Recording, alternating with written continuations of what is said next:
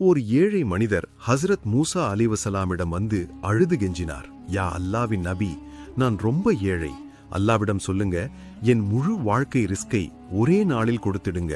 குறைந்தபட்சம் ஒரு நாளாவது நான் திருப்தியாக சாப்பிடணும்னு. சரின்னு சொல்லி மூசா அலைவசலாம் மலையில் போய் அல்லாவிடம் கேட்டார்கள். அதற்கு அல்லாஹ், சரி மூசா, அவனுக்கு அவன் முழு வாழ்க்கை ரிஸ்கை ஒரு நாளில் கொடுக்கிறேன் என்றார். ஒரு வருஷம் கழிச்சு மூசா அலைவசலாம் அந்த ஊருக்கு போனபோது அந்த மனிதன் ரொம்ப பணக்காரனாக மாறியிருந்தான். செல்வம், ஊழியர்கள், அநேக ஆசிர்வாதங்கள் இருந்தன. மூசா அலைவசலாம் அல்லாமிடம் கேட்டனர், அல்லாஹ், நீ சொன்னது போல் ஒரு நாளில் ரிஸ்க் கொடுத்துட்டீங்க, ஆனா வருஷமாச்சு, குறையவே இல்லையே. அதற்கு அல்லாஹ் சொன்னார், அவனுக்கு நான் ரிஸ்க் கொடுத்தேன், ஆனால் அவன் ஒரு நாள் ரிஸ்கை தனக்கு வைத்துக்கொண்டு எல்லாத்தையும் என் மத்த அடியார்களுக்கு பகிர்ந்தான். என் பாதையில் கொடுத்ததுக்கு நான் 100 மடங்கு திரும்ப கொடுத்தேன். இப்ப அவன் எனக்கு கொடுக்கிறான், நான் அவனுக்கு கொடுக்கிறேன்.